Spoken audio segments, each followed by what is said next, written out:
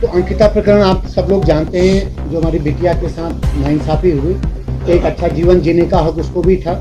तो 2022 की घटना है। 18 तारीख का ये इंसिडेंट हम मान रहे हैं, जिस दिन से उस बिटिया की मिसिंग रिकॉर्ड में है। तो 18 तारीख के बाद जब वो अगले दिन उस जो 3 एक्यूज़ हमारे हैं, उन्होंने एक प्लान किया कि हम पटवारी चौकी में जाके, क्योंकि रेवेन्यू एरिया में वो रिजॉर्ट आता था, उन्होंने जो लोकल पटवारी थे उनके यहाँ एक कंप्लेंट दी। साथ ही जो बिटिया का मित्र था जो जम्मू कश्मीर में रहते हैं, उनसे भी कॉन्टेक्ट किया। और ये फैक्ट है कि 2 दिन पहले 18 तारीख से मिसिंग हमारी बिटिया थी, और 15 और 16 को 2 रात वो जो मित्र है वो अपने दोस्तों के साथ वहाँ आया था। तो इन तीनों ने ये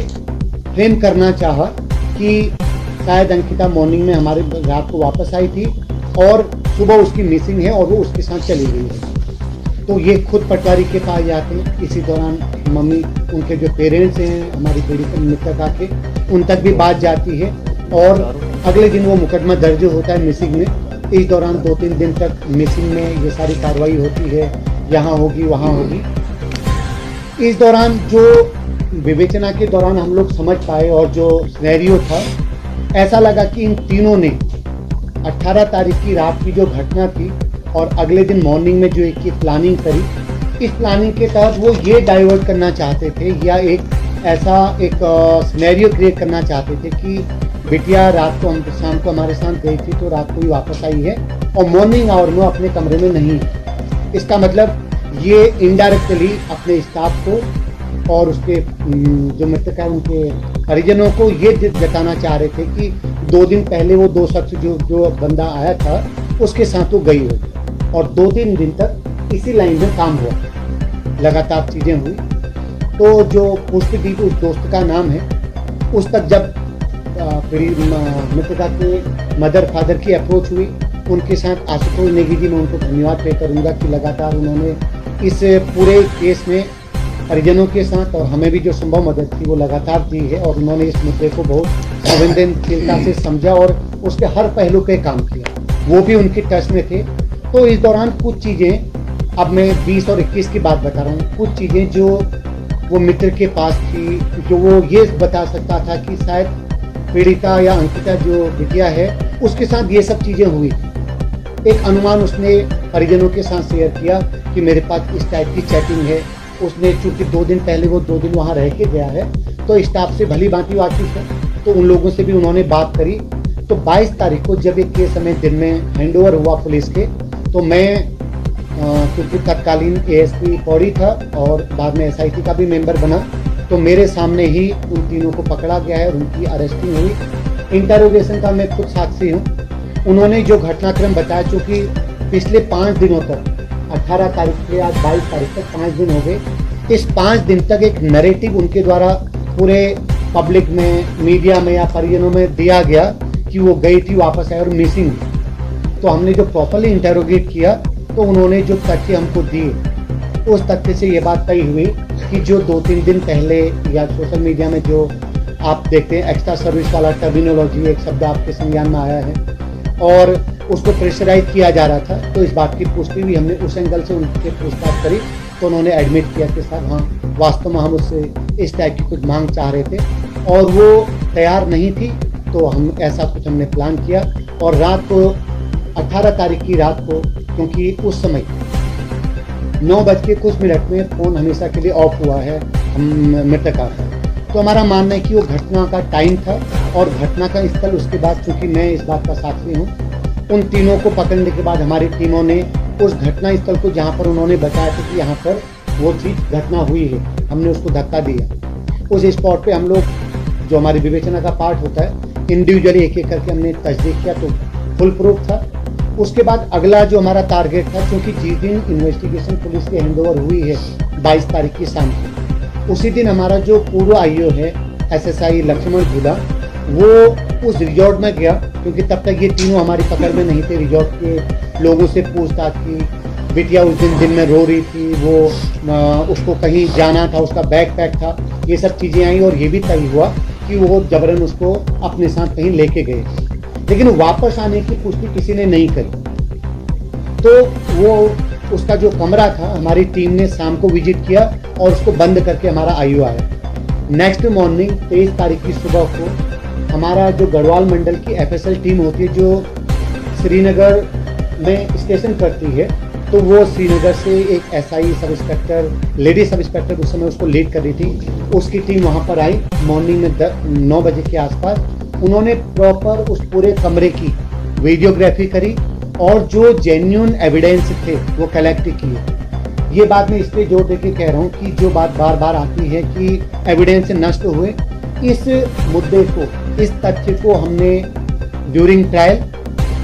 उसके बाद हाई कोर्ट में जो पैरवी की गई, जो एक पिटीशन फाइल हुई, उसमें हमने कई बार हम लोग अपीयर हुए, हमारे आईओ इंस्पेक्टर खोलिया होंगे, हम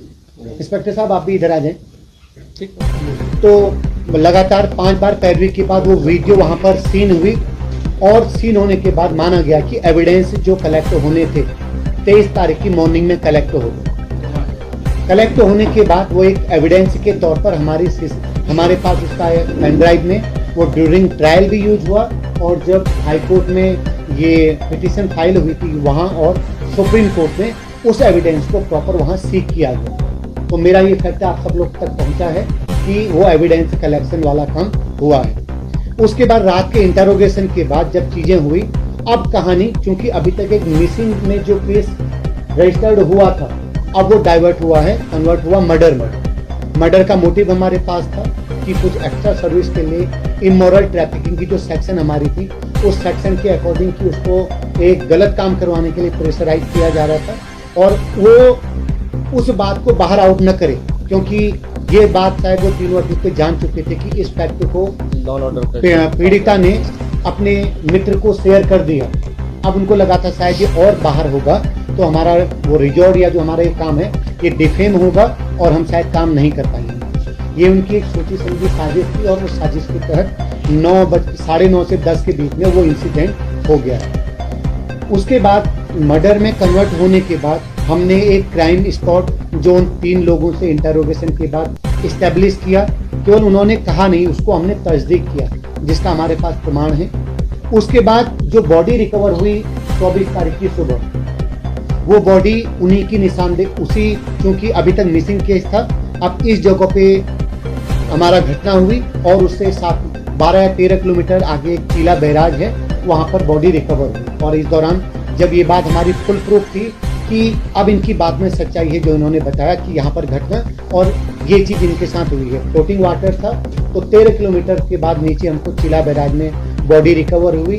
डॉक्टर्स के पैनल द्वारा, क्योंकि तब तक मामला बहुत सेंसिटिव था और ऑलरेडी काफ़ी कुछ उसमें चीज़ें थी। डॉक्टर्स के पैनल के द्वारा वीडियोग्राफी में प्रॉपर पंचायतनामा और पोस्टमार्टम की कार्रवाई हुई है। कार्रवाई के बाद अगला आप सारी चीज़ें जानते हैं। तो इस दौरान हमने पब्लिक डोमेन में लगातार इस बात की अपील करी है कि आप किसी के पास भी इस केस से रिलेटेड जो एविडेंसेज हैं, क्योंकि एसआईटी काम कर रही है, एसआईटी के बाद उस पूरे केस को इस्टेब्लिश करने का जो सबसे बड़ा विटनेस है वो हमारी मृतका का मित्र है, जिसकी जो आपस में कन्वर्जेशन होता है, कन्वर्जेशन और उसके बाद जो 18 तारीख के बाद की जो सर्कमस्टेंशियल चीज़ें उनके द्वारा क्रिएट की गई। तो इन सारी चीज़ों में हमारी इन्वेस्टिगेशन आगे जारी रही, कई सारे लोगों के बयान हुए। हमने जो इन्वेस्टिगेशन के दौरान कई सारे नए तथ्य आए, हर तथ्य पे काम करना हमारी जिम्मेदारी थी। तथ्य आए कि इससे पहले भी कई सारी महिलाओं के साथ जो यहाँ काम कर चुके उनके साथ इस टाइप का कुछ हुआ हो, हम वहाँ तक पहुँचे। हमने उसके आसपास जितने लोग काम कर चुके थे या उस रिजॉर्ट में जो लोग काम करके कभी 10 दिन, 15 दिन, 1 साल तक भी गए थे, उन तक भी हमारी रीच हुई। अब हमारा काम इन 3 लोगों का जो कृत्य है उसको और स्ट्रांगली स्टेबलिश करना था। क्योंकि जैसे आशुतोष नेगी जी, मैं उनका नाम इसलिए ले रहा हूँ क्योंकि लगातार वो परिजनों के साथ थे और लगातार हमारे साथ भी उन्होंने सहयोग किया। कई बार चीज़ें ऐसी जरूर आई कि उनको लगा कि शायद उस हिसाब से चीज़ें नहीं हो रही, इसीलिए उन्होंने पिटीशन भी फाइल करी। तो हमारा हर एंगल, हर व्यक्ति से ये अपील लगातार थी कि आप हमें एविडेंस दीजिए। इस दौरान जो वीआईपी टर्म इस्तेमाल हुआ, उस टर्म को लेकर के जो अभी आप कई बार मुझे ऐसा लगा, जैसे हम सोशल मीडिया में हम भी देखते हैं, तो लगता है कि चीज़ें उस हिसाब से नहीं पहुंची हैं जो एग्जैक्ट सिनेरियो।